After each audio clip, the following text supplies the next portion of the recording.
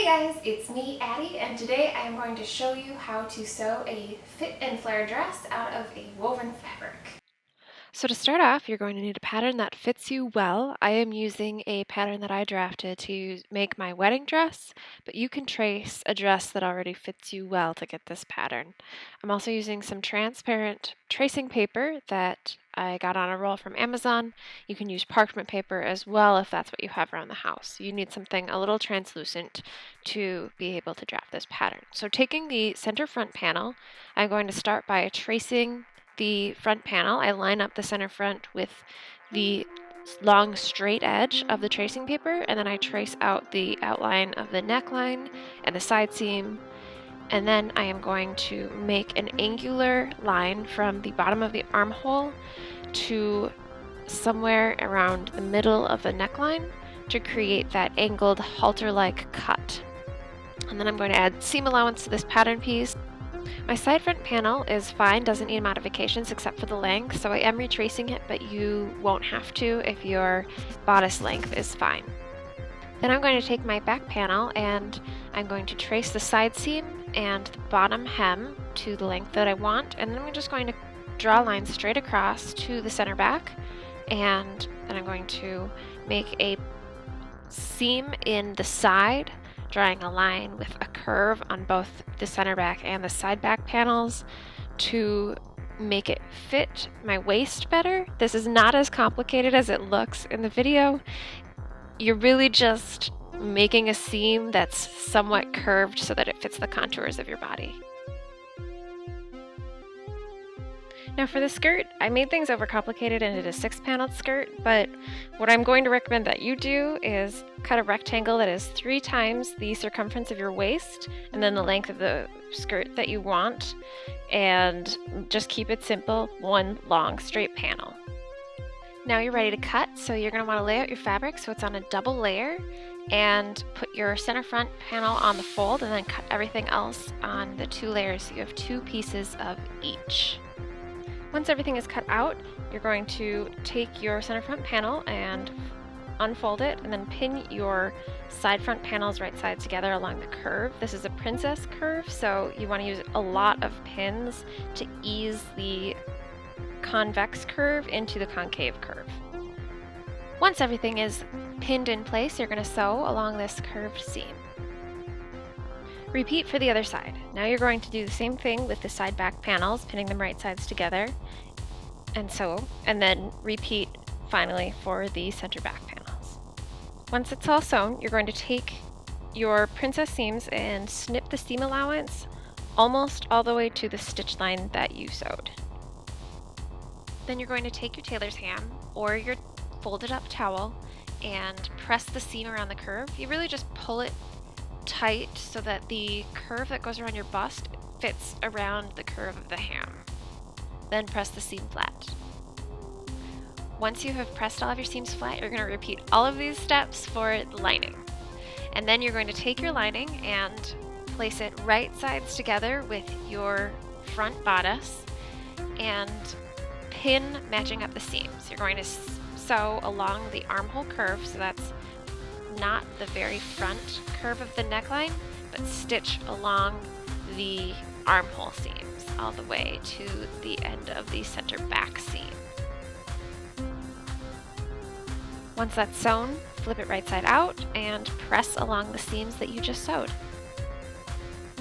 This is what you should now have. I pinned it on my dress form, so if you haven't been trying it on as you go, now is a really good time to do that and check the fit so you can make any adjustments that you need to. Now we're ready to move on to the skirt. Now again, this is where I messed up and you should not do what I did. You should definitely cut out a rectangle as I mentioned before, but what I'm doing is cutting out my 6-paneled skirt. And this was a big mistake because when you have 6 panels, you have more seams that ideally you would match up on the pattern, which as you can see, mine has a very grid-like pattern, and I did not do this. So it really interrupted the pattern on the fabric.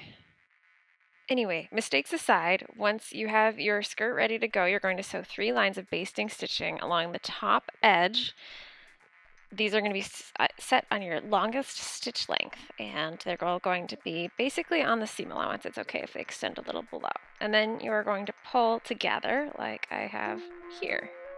Then what you're going to do is adjust the gathering so it's the same width as the bottom of your bodice and pretty much evenly distributed. And then you're going to pin all along, right sides together, the outside portion of the bodice. Then you're going to take it to your machine and sew, this time with a regular stitch length, to attach these two pieces. Make sure you're not sewing the lining. You will hand sew that later on. Once the bodice is attached to the skirt, you're going to put in the zipper. I'm using an invisible zipper, so I put it in the center back seam, and I'm linking a tutorial in the description how to do that. Once the zipper was inserted, I sewed the rest of the skirt seam all the way to the hem. Once this is done, you're going to set it aside for a second and cut two 1-inch strips about 18 inches long, fold them in half, and sew along the edge. This is to make the strap. Once you've sewn, you're going to take your tube turner or a safety pin and turn it right side out.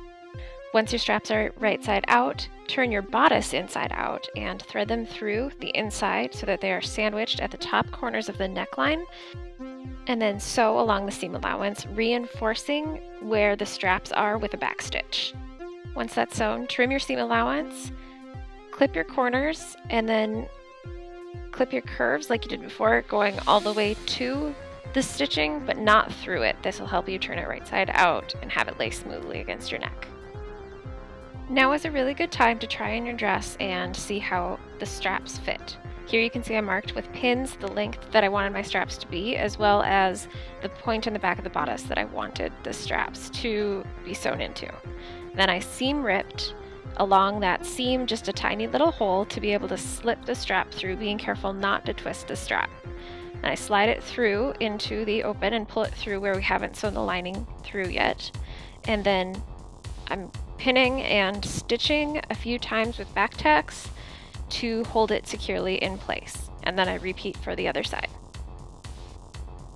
Now we're going to sew the lining to the zipper on the inside, so you want to flip it so that you're working with right sides together with the zipper open, and pin and sew the lining to the seam allowance of the bodice and the zipper tape just along the edge, so it's totally enclosing the inside of the zipper. Repeat for the other side. Now we are almost done. What you're going to do now is turn it inside out once more and turn under the bottom seam allowance of the lining, pin it down, and sew it. I decided to sew it by hand so that it would have a nice invisible finish, but you can definitely sew this by machine too. Next up is the hem. I folded in 1/4 inch and pressed, and then folded in another 1.25 inches for a total of 1.5 inches hem, pressed once more, pinned and sewed.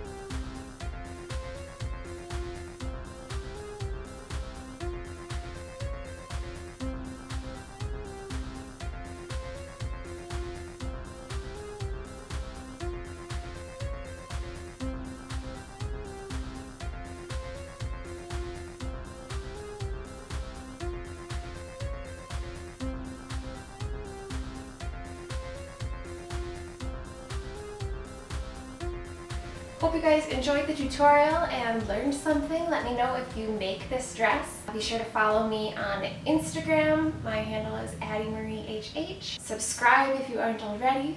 Leave a comment if you have any questions. Thank you so much for watching.